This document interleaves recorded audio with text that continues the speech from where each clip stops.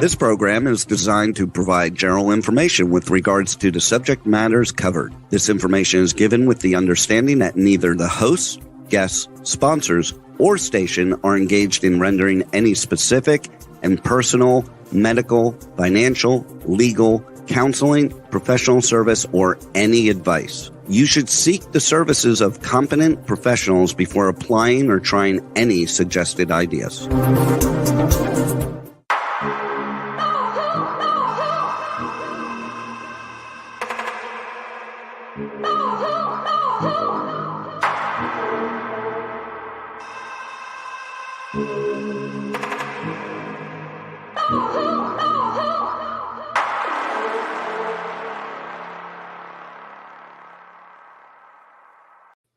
Good morning, truth seekers and true crime junkies. This is Nanette BARTO back with another episode of Hit the Road Jack, Finding the Zodiac. We are in episode number 27, and we are going to see our final murder in the Texas area where Jack happens to be at this time before we hop back into California and watch the Zodiac begin with the early murders of Cheri Jo Bates. Today, again, I have Nolan Del Campo with me. He is here to kind of add in any knowledge that he has or history that he knows of. He is familiar with the cases that we'll be speaking about today. So let's welcome Nolan Del Campo. Hi, Nanette. Hello. Hi. Good morning. Okay, so we're going to start today off in the presentation with Fred and Edwina Rogers. Are you familiar with Charles Rogers? A little bit, not that much. You have to refresh my memory on that one.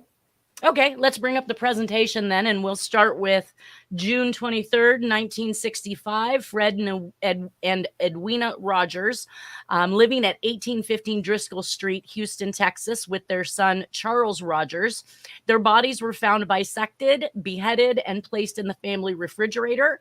This murder became known as the icebox murders. The sex organs and intestines were removed, and parts were later found in a sewer drain. I showed that as kind of a cross connection to the Lipstick Killer, because after he bisected Susan Degnan, he placed body parts in drain sewers on his way out of town, and the last set of body parts were found near the train tracks, where they assumed the suspect had hopped a train and gotten out of town. The prime suspect was their own son, Charles Rogers, who was a World War II Navy military man, and completed a nuclear science degree, which is something similar to what Jack was going through, obviously working with nuclear science and the machinery at General Electric. He also worked for the Shell Oil Company, and I was going through some paperwork this last week where Jack had indicated he had also worked for a gas station. I want to say that it was Shell, but that's it coming up here shortly, so we'll get to that. I just saw that relation between, once again, oil companies, gas companies, and the nuclear science, and then the Navy, all of these things seem to kind of wrap themselves around Jack. Also, just like Jack, Charles had no other source of income from 1957 on to this point. So the gas stations are mentioned by a syndicate member. Not sure if it is the locations that they could work or otherwise, but Shell is one that is mentioned in a letter to someone named Jane by a suspect who wrote about having killed many people, worked for the mob, and his primary jobs were usually something menial like a gas station or otherwise, so that when he left, he wasn't missed. His job or his position didn't need to be filled. The syndicate affiliation by virtue of meeting and befriending David Ferry. So Charles Rogers was good friends with David Ferry, and David Ferry was the one who piloted Carlos Marcellos back into the U.S. after deportation. So there is some mob connection there.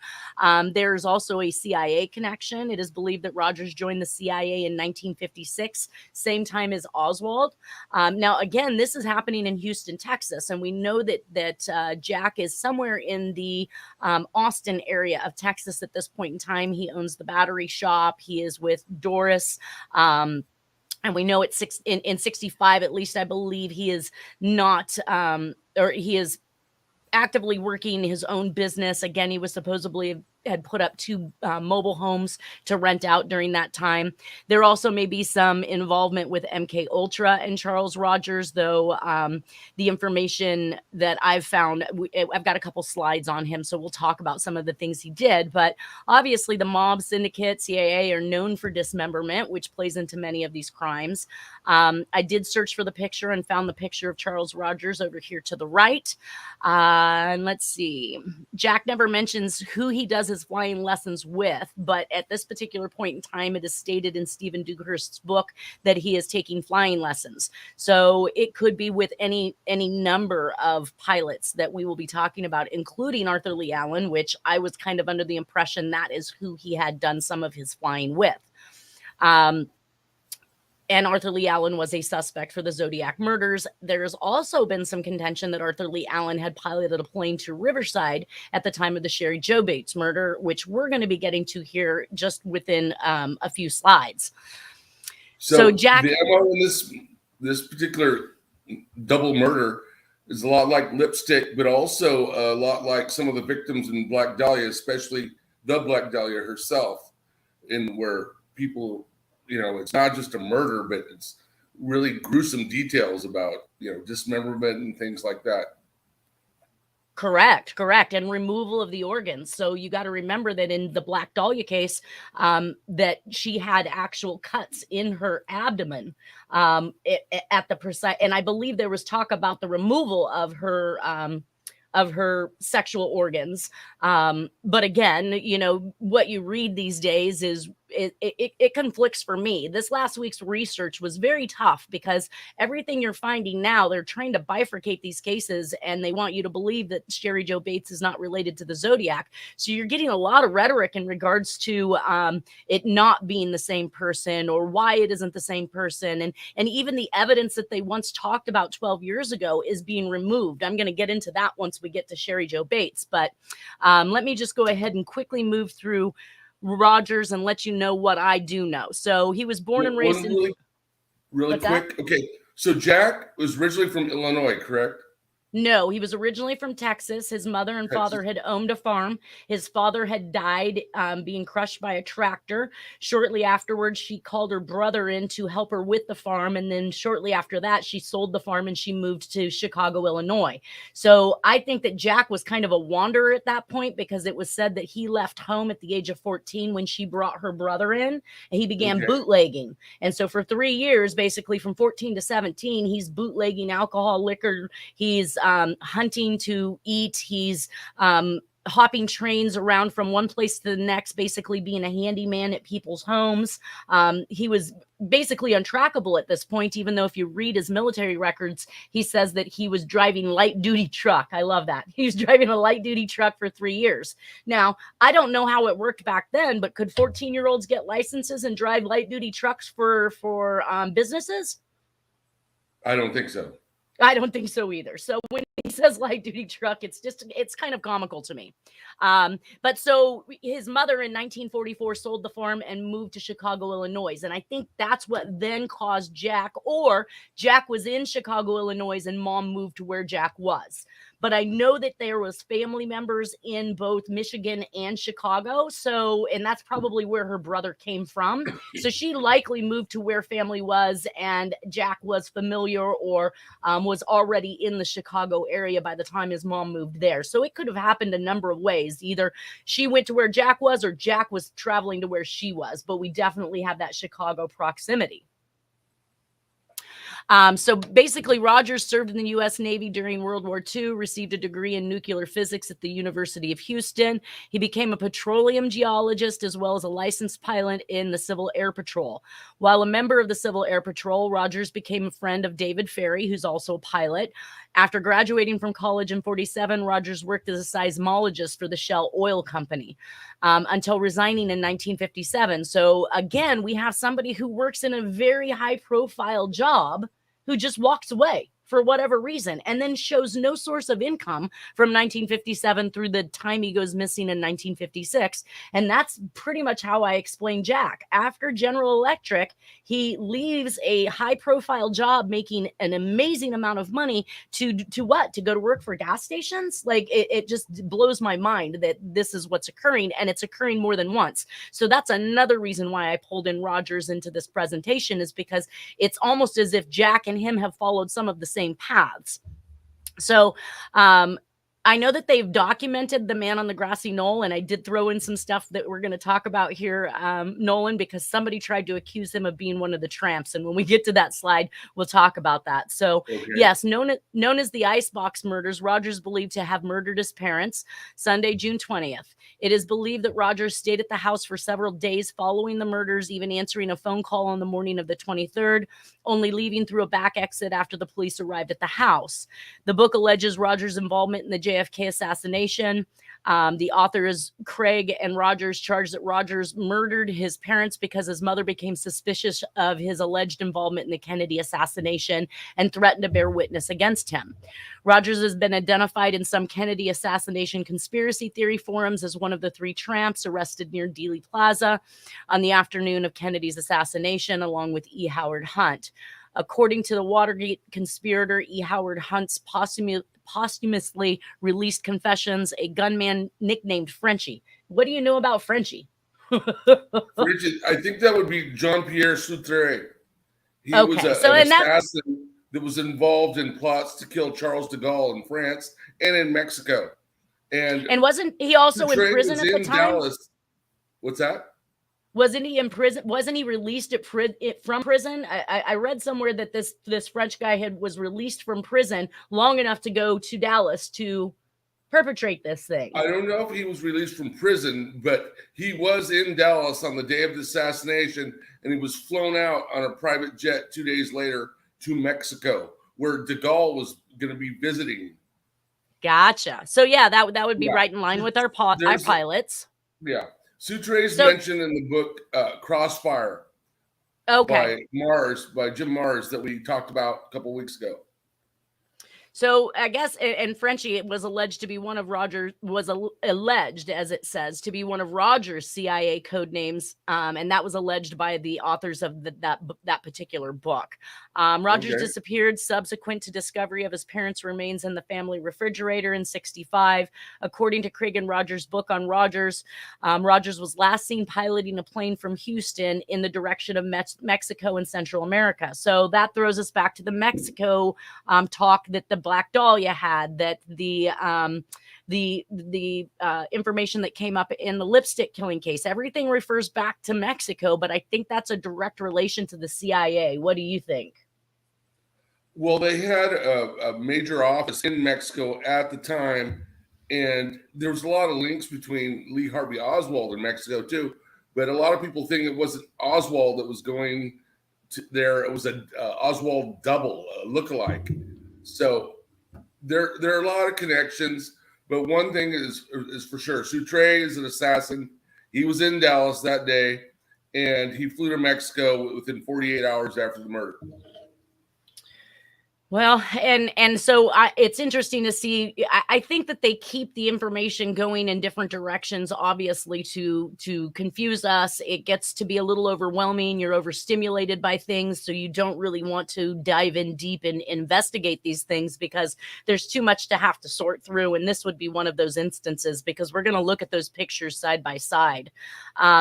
Rogers is still a wanted fugitive in the United States today, even though he he's declared missing. He has not been declared dead like the Whipkey character. So here's that picture I pulled up. The book that alleges involvement as one of the three tramps in the JFK involvement by E. Howard Hunt, the gunman named Frenchie. I believe they're referring to this third gentleman with the dark hair in the back, right? Okay. In the pictures I've seen, the person in the front looks like Frank Sturgis. Right. The one in the middle, this is a different angle than the pictures I've seen, because the guy in the middle is actually the tallest of the three. The guy in the middle would be E. Howard Hunt. Correct. So, but I tend to identify this guy not as Rogers, but as Thomas Eli Davis. And Okay. his hair looks really brown there, but it maybe dyed. They use a lot of disguises. Correct. Jack correct. used disguises. Zodiac Correct. used disguises. A lot of these CIA operatives use disguises, dye their hair, do this and that, take on different looks. But my take is that guy in the middle that people think maybe Rogers may also be Thomas Eli Davis, who's also a CIA operative and a known killer. As I look at the faces he on these, himself was murdered shortly after the Kennedy assassination. Who And was? as you'll come to find out, a lot of people involved in a lot of these operations end up dying. Correct. So And they get you're suicided out or murdered or however it happens, but they die. so this gentleman with the dark hair that we're looking at behind the first gentleman, he was suicided. Yeah, they try to say no. What they said was he got electrocuted in Texas because that he's from Texas. Yeah, Gotcha. Yeah, Okay.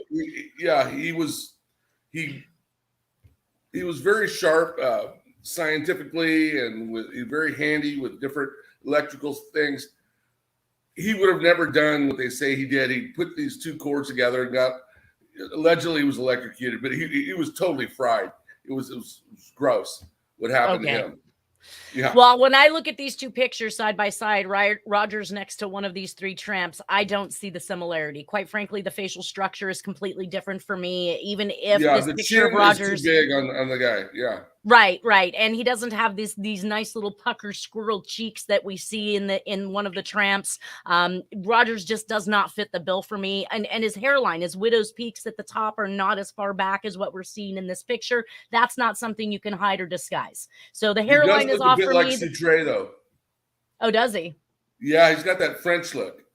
Well, then maybe that's why they tried to place him, or if that's the patsy, let's put it off on him. Yeah, a guy that looks like him. Yeah. Right. I can see that. So updated research on this particular gentleman, Houston forensic accountant Hugh Garnier and his wife Martha have continued to investigate the case and concluded that Rogers did murder his parents, which is interesting. And was later. So now we have a killer on our hands. He's not just a pilot. He's not just a seismologist, but all of a sudden he's a killer and a bisector, which that to me is just kind of off-putting, that they think that this individual has the knowledge or ability. Unless there's something I'm missing, I don't see that he has the experience or education to do what was done to his parents.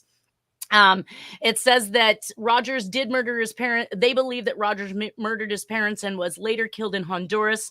While they've dismissed John R. Craig and Philip A. Rogers' claim that Rogers was a CIA operative due to a lack of evidence, they admit that Rogers did have dealings with contract workers for the CIA when he worked as a seismologist.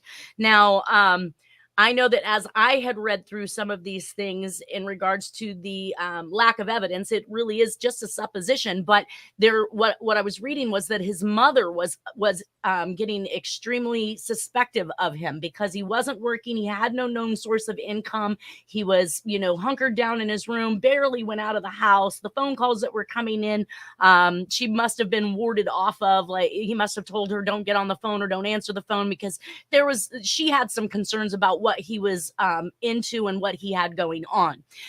The Garniers believe that Rogers planned the murder of his parents for years because his father was abusive and both parents were devious con artists. So now we've got somebody who fits right on in. I mean, if our parents are con artists, then why wouldn't we take up with, illegal happenings? According to them, Fred worked as a bookie who regularly engaged in illegal activities. So bookies and gambling, that's all right up there with the mob, right? Like, you don't just start this. And Jean Lafitte, who was also alleged to be involved in the planning of the Kennedy assassination, who brought Sutre in, was heavily involved in gambling and other illicit enterprises, drugs, and things like that, both in New Orleans and in France. So mom might not have been wrong about some involvement with the planning or some part, not actual Yeah. planning of the murder, but whether it's getting away or maybe he was a pilot that piloted off one of the bodies. I mean, there's a million things that he could have been used for during this particular thing.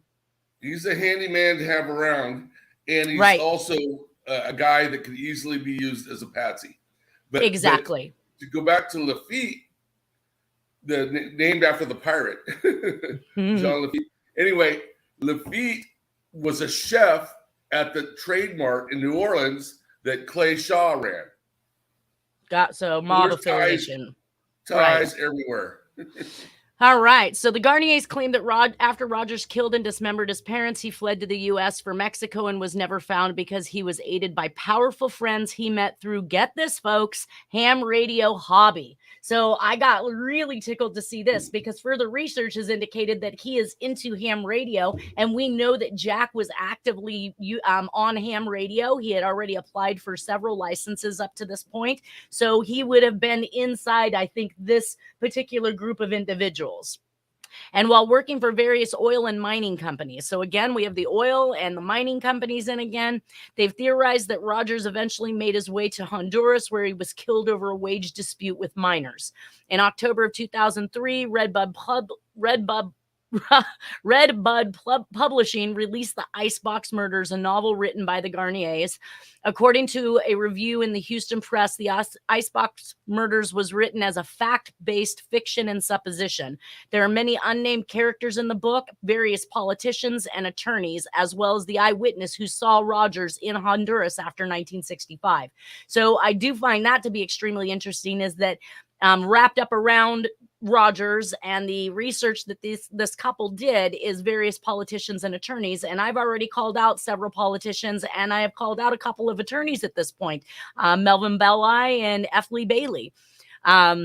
So Mexico, Cuba, and Central America seems to be a hiding place or mentioned by syndicate members related to Carlos Marcello, who was also named in the JFK murder, and CIA operatives. And I believe it's some sort of a ranch down there in Mexico, correct?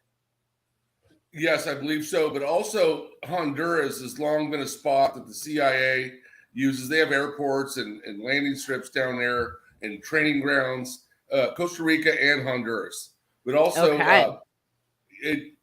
back in the day, Mexico, a little bit, not so much over the last 30 years, Mexico. Gotcha. Because the drug cartels are pretty much run them out. Well, just like Castro, right? They tend to be affiliated with the drug cartels. Right. Well, just like Castro, same thing with Cuba. You know, they're in, they're out, and it just depends on who's running the country at the time, whether or not they're in, and whether or not that country wants their resources. Yes. So now we get to climb into Jack's life, because here at the end, or in 1966, and I don't have a specific time frame for it, Doris Reynolds threatened to leave him for alcoholism, per my client Dennis, or if you read Stephen Dewhurst's book, it indicates that he had rape charges filed against him for molesting Doris's daughter. If he didn't get help, she was going to leave him. So Jack purportedly entered a rehab, per Dewhurst. And Doris also had a son named Danny Reynolds, which Danny Reynolds becomes a big part of the story during the Zodiac times. Stevens Dewhurst's book says Jack's wife, Lefa, after finding out Jack had ran off to Carson City and married Doris Reynolds. I don't know when this time frame occurred again with the marriage in Carson City. She filed for divorce, citing extreme cruelty in 1966. When Letha found out, she insisted the marriage be annulled or she would file bigamy charges against Jack. The divorce would become final in September of 1966. And this would be when Jack he says this would be when Jack finds Doris and remarries her in Reno in December of 66. Things got rocky after they moved to Texas, and Doris filed rape charges against Jack based on events that happened between Jack and her daughter. Jack was able to talk the charges down to a misdemeanor if he committed himself to an alcohol treatment program. During his stay in the program, Doris filed for divorce and sold off most of his properties, with the exception of the trailer in Dale, Texas. This would be where he and his mother, Flova, called home for the rest of her life. Doris moved back to Riverside, California, which is also where Jack's brother lived, and Jack would frequently visit his brother in Riverside. This sets up the stage for the first murder back in California in more than 3 to 4 years when he steps back in town. Now, these are not my words, and I did heavy research this week because this was not my belief. I had different pieces of evidence. So I'm going to go over now what I know, what I can prove based on the paperwork that was in Jack's belongings. I do not show that Jack ran off, or that Jack and Doris ran off in 1966 to Texas, and that he had left General Electric in 1966. I show that he left General Electric by even Doris's own mouth, that he left in 63, just before the end of the year at some point, though we didn't have that specific date. So she also indicated to me that in 1965 to 1966, Doris said Jack had been in a psychiatric hospital in Temple, Texas. I tried to do some research on this hospital and I did not come up with a lot of information, but she is then confirming that Jack is in some type of a hospital, though she did not indicate why. So the specific time frame was unknown, and I do not know whether or not Doris was told the truth about where Jack really was or what type of hospital he was in.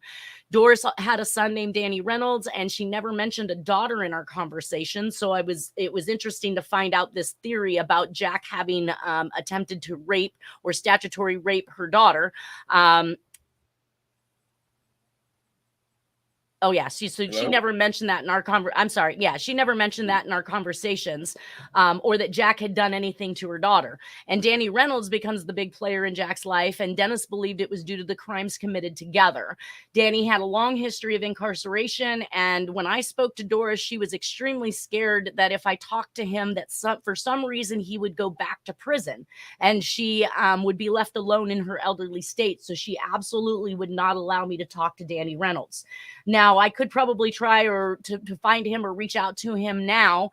I believe Doris has passed.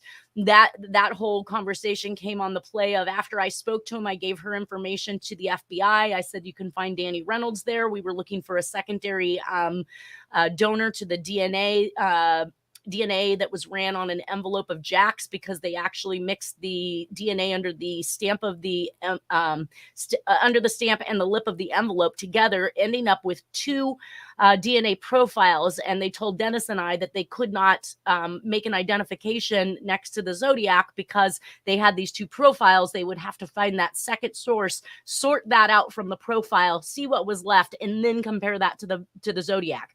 Now, I'm not sure that I find that to be necessarily true, because if any of those points matched between Jack's and any portion of that double sample, we would have at least been closer to knowing whether or not Jack could have been responsible or had been exculped from the actual crimes themselves. But being they stated that they can't do anything with it because it's clearly two different people merged together, I find that to be a little bit ridiculous, and I think there's probably something they could have done with it. Either way, Doris did not. What's that? I don't trust them. No. And actually, well, the FBI actually was not the one who ran it. The FBI, after a year, turned the source over to the San Francisco PD. The San Francisco PD were. I know. They were the ones that actually did the DNA run. And I want to say that in 2010, between 2010 and 2012, we had a huge to-do with the San Francisco Police Department, in which case the lab techs were brought up on charges, and because they were messing around with or falsifying tests. They were consuming drugs that were in evidence, replacing them with other things. They were also falsifying, like I said, different aspects of tests that were helping to convict people. So this became huge in the news. Our governor then at the time had, stepped up, done a press conference, said that he was shutting it down, that these people were being fired, that all of the tests had been compromised all the way back to 2000. Well, somewhere at the end of 2000, 2001 is when Jack's DNA was done. So Jack's DNA was literally in the heart of all of these issues. And now we can see why they did something I think was so substantially wrong for the type of testing that they were doing. You would never actually take a sample from underneath the stamp and underneath the envelope and combine them. That would not be heard of. You would treat each of them solely and separately because of that fact. Somebody else could have licked the stamp. Somebody else could have closed the envelope. You would never pool those two DNAs. So I find out that Jack's DNA sample and the tests and the things that were ran on it are in the heart of the San Francisco PD's incompetency, if you will. So why would the FBI turn it back to them? The FBI has way better labs and better equipment, and they're the organization of record when it comes to things like that. Why would they give it back to the San Francisco PD when they could have tested it themselves? That was one of Dennis's biggest concerns. And I'm hoping that we will eventually get to some of the recorded conversations between the police, law enforcement, Chris Hopkins of the FBI, where they actually discuss that. But that was one of Dennis's major concerns. Number one, San Francisco only had one murder. There were other jurisdictions in these crimes that had two murders. You know, Vallejo had two, Lake Berryessa had two, Benicia, Vallejo had two. So we had other areas that had more murders. Why did San Francisco become the place where all the information was funneled into? Unless that was the CIA Connect, unless that was the place where information could be controlled. All of the evidence in the Zodiac case has all but come up missing. The letters do not exist with San Francisco PD anymore. So let's ask ourselves again, why did they send it to SFPD? We have absolutely no clue. Yeah. So 19... After the Paul Stein murder, the San Francisco police usurped Vallejo and Benicia and everyone else that was involved in the investigation and pretty much took it over. And it was the FBI and SFPD that were running the show.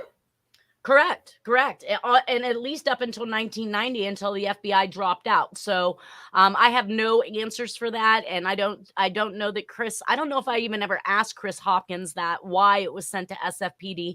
I think that I might have, and it feels like he said something like they had the Zodiac profile on file. Well, why don't you guys have it on file? I mean, the man has committed multiple, murders across different jurisdictions. Why don't you have this information?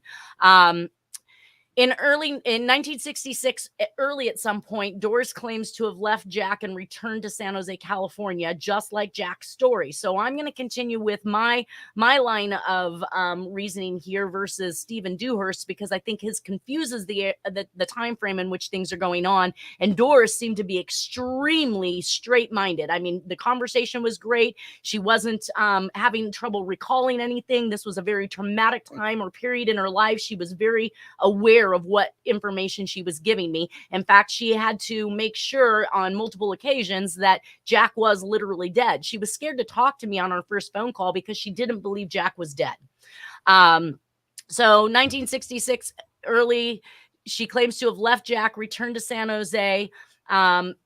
I had something in my notes about her having gone to Colorado before coming back to California while Jack was in the hospital. But Colorado is where her parents were, as far as I knew, and her father was some sort of a head operator for the penitentiary system there, for the federal penitentiary.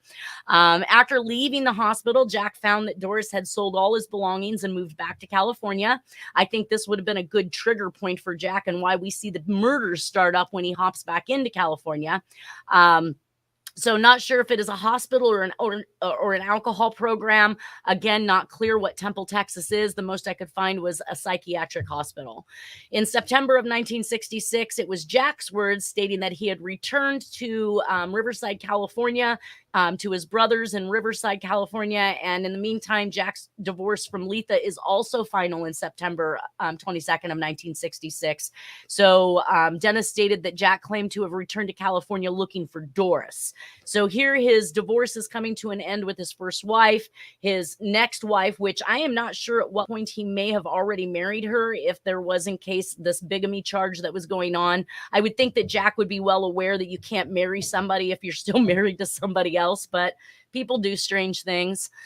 So I did some runs on names in the crisscross directory out of Riverside, California, and I did find some interesting hits on a Jack Barnett, a W.J. Barnett, a Jack W. Self. Now, Self is Letha Marie Self, his first wife, who he is at that point in time getting divorced from.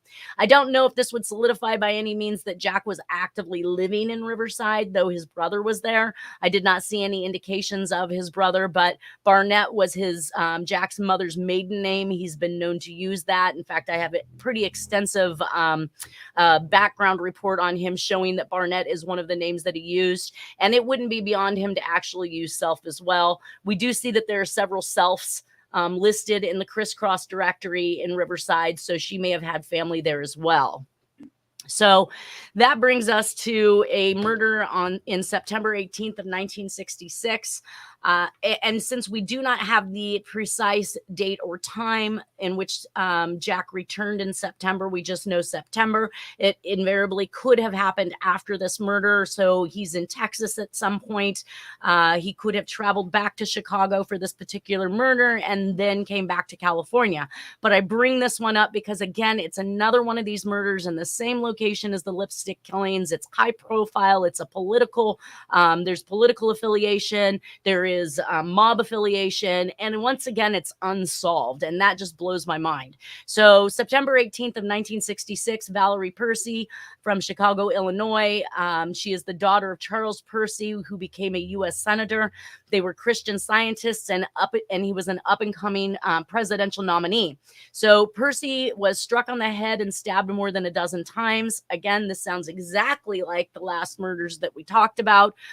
We have the striking on the head and, of course, the stabbings. Her nightgown had been pulled up, exposing her nude torso while the family was home and sleeping. This is very much like JonBenet Ramsey, a murder that's taking place in the house while the family members are sleeping. The individual, I noted that nothing was missing from the house. The jewelry and wallet on the woman's dresser lay undisturbed, and the killer seemed to have been able to navigate himself through a 17-room Tudor villa directly to the victim's bedroom. So again, knowledge of where that victim would lay when they got there. And to make your way through it's one thing to make your way through a 3-bedroom house, but to make your way through a 17-bedroom house and to find the person that you're looking for to commit that crime, it speaks about the knowledge of the individual who perpetrated it. Here's another shady thing about that. I mean, I know it's a big house. I think it's a 17-room house, but how could nobody hear her screaming? And same with JonBenet. There's a little bit, I believe with JonBenet, they probably had better control of her. I think that they talk about a stun gun being used in the JonBenet Ramsey. Yeah, take her to the basement. Yeah. Right. And but she's so tiny. Bedroom. Right. Yeah, and it's going to talk a little bit about that. Her mother was awoken. So suspect used a flashlight to diminish Lorraine, which is Valerie's stepmom's sight. And that's very Zodiac-esque. That's the flashlight's been used in several murders that we're going to be talking about. And he used it to Lake Herman Road. Yes. He used it to specifically blind the individuals, which is basically a cop move, right? Like that's a law enforcement move, is to shine the flashlight directly in your eyes so that you can't see anything else around. You're being focused on. Yes. So basically the suspect used this to get away. So she could only vaguely say that he was a white male, roughly 5 foot 8 inches and 160 pounds, dark hair, and the composite sketch shows glasses. Well, Jack wore glasses, but this is, I did some research to try and find that composite, and this composite is actually what I came up with. It says this has an eerie twist like that of JonBenet Ramsey, where again, we have someone becoming so successful that they may be upsetting others, and or they weren't going to let him be made, if you will, as I call it. That kind of mobster stuff where you can be made, but you can also be broken. They did indicate there was a witness who was from the Chicago crime syndicate.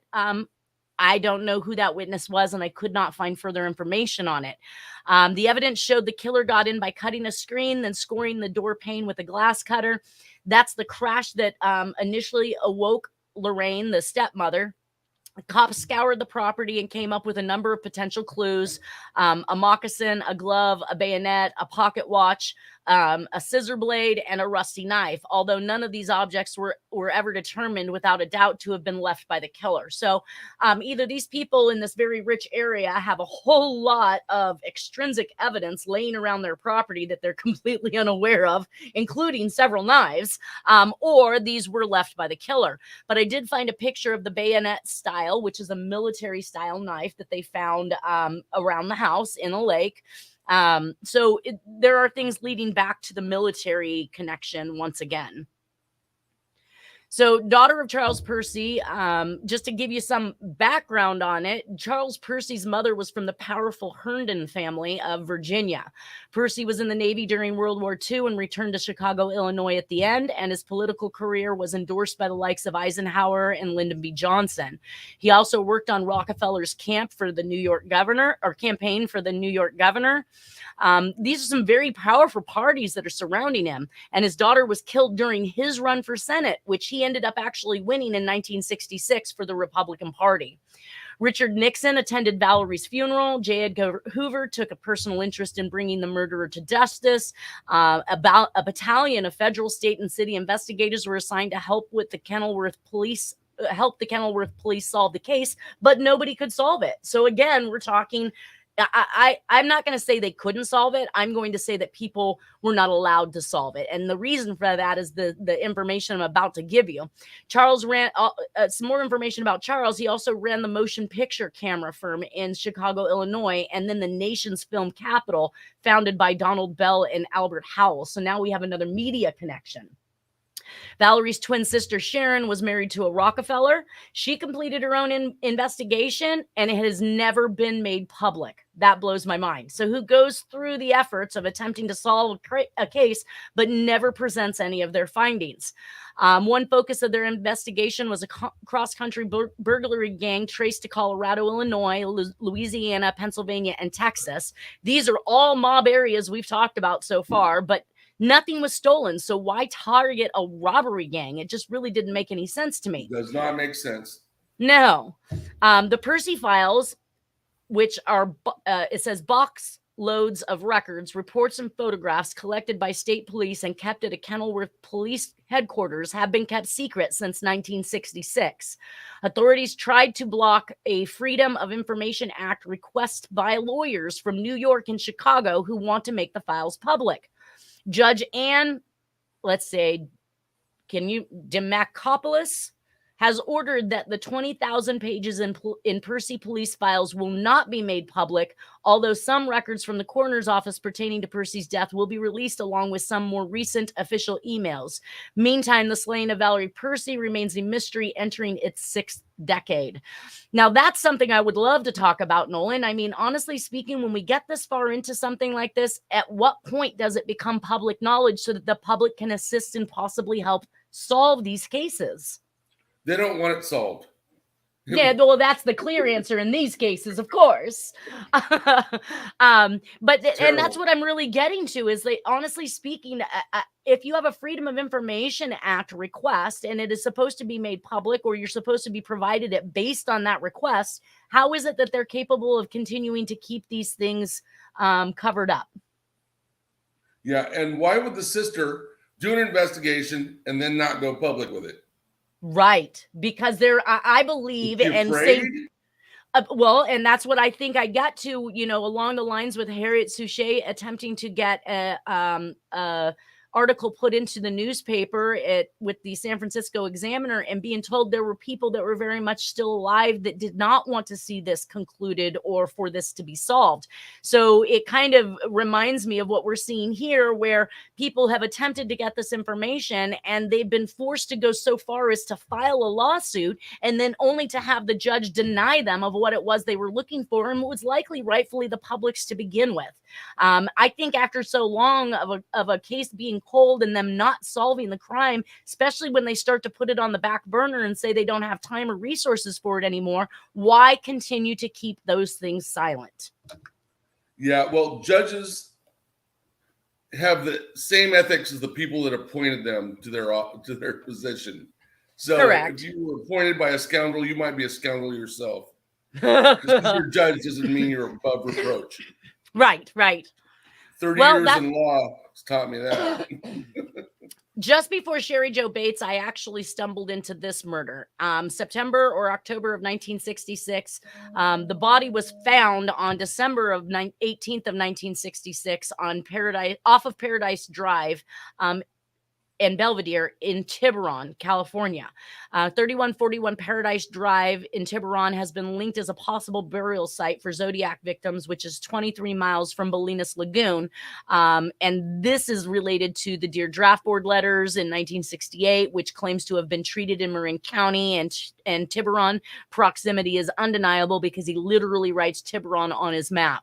So the body was found in December 19th of 1966. There's a report that the desktop poem was found in December of 1966, and that desktop poem is related to Cheri Jo Bates. It is believed to have been written at the time that Cheri Jo Bates was murdered, but was not found until a few months later. The victim in Tiburon was wearing a red dress. The desktop poem by Cheri Jo Bates, murderer, indicates that, oh, well, her dress was red. And also bringing up the Paradise Drive, which is where the murder was chosen to have taken place. Paradise also has been mentioned by the Zodiac and the Halloween card. So I think there's a couple tie-ins in regards to this particular murder. And this may be the murder he refers to when he talks about having killed somebody in a red dress. He likes to make allusions to different crimes or different murders. Correct. Yeah, there's a lot of double entendres. Yes. That's a good word for it because I'm always looking for that everything has two meanings. But here we clearly see Tiburon and Paradise and a red dress. That's three. So for me, I thought it was very important to bring this up. And that leads us right on into Cheri Jo Bates. Basically on, what's that? Okay, so it was October 30th. So I thought it was October 31st, which is Halloween, which is... There's another book out there called The Ultimate Evil. It's about the New York murders, the Son of Sam murders. Yes. And it's about satanic cults murdering people in New York and LA and throughout the country. But a lot of the murders occur on satanic holidays, which Halloween is one of the biggest ones. So this happens to occur right near Halloween. I'm not going to say that there's a correlation, but I find it interesting. Right. It at least is on the cusp of, that's for sure. Yes. So October 30th, 1966, Cheri Jo Bates is murdered. She's murdered at Riverside City College at 4800 Magnolia Avenue, Riverside, California. This address may have been a connection to the Red Hibiscus murders that were previously in Riverside. We know that the Zodiac takes claim for the law enforcement stumbling onto his Riverside activity, but he said that they only found the easy ones. There were a lot more down there. And I think the lot more down there may have included the Black Dahlia, the other murders that we discussed that occurred after Black Dahlia. I think that he is really saying there's a whole lot more he could be connected to. They just haven't figured it out yet. There are murders of a couple in San Diego and then a couple on the coast, not far from Santa Barbara. And right, another, the Dominguez. Three different sets of murders that occurred in Southern California prior to Cheri Jo Bates. Correct, correct. That have the same MO as Zodiac. Correct. This one indicates she was stabbed numerous times in the lungs, arm, throat, and face by a small knife approximately 3.5 long by a 1/2 inch width. And this is consistent with other murders that we looked at, like Ardsma and Springer, where there was a single strike to the chest with a small pick-like knife that closed up after being stabbed. So it appeared as though the person had suffered maybe a heart attack or collapsed from lack of oxygen. And it wasn't until they dug deeper into trying to revive the person that they found they had been stabbed and killed. Heel prints identical to those worn by the Air Force personnel were found near the crime scene. A Timex watch with a 7-inch circumference watch band was found. Bates' yellow compact car was found parked 100 yards away with the ignition wiring that had been pulled loose, and the ignition key was still in place. They also found greasy palm prints and fingerprints on the vehicle itself. It goes back and forth. Some people say in the vehicle, some people say on the windows, but there's also information that suggests the windows were rolled down, indicating 2 people had been in the car, and on the windshield itself. We know that Sonoma County is in possession of one of Jack's palm prints. This would be a great place to start if Riverside actually has these palm prints in possession still. But we know Jack also has mechanic school training in 1953. Some of her background is she's living with her father, Joseph Bates, who's employed at the Corona, California Naval Ordnance Laboratory and lived at 4195 Via San Jose in Riverside, California. And Joseph's work was related to very highly guarded missile development under the head of Dr. Huntoon. I wanted to read a couple articles that came much later in this, but from the Zodiac era. Authority and the reason why I'm doing this is that right now we are looking at, oh gosh, you guys, we just barely made it into Cheri Jo Bates. It's already time. I can't believe this. I'm going to have to let you guys go, and we're going to have to climb into the rest of Cheri Jo Bates next week. I'm very excited to share this with you because this is where the information with Jack certainly revolves around everything we're about to talk about. I'd like to thank you, Nolan, for being here with us again today. A shout out to everybody. Everybody have a shout out. Wonderful weekend, and we will see you next week. Thank you. Thank you.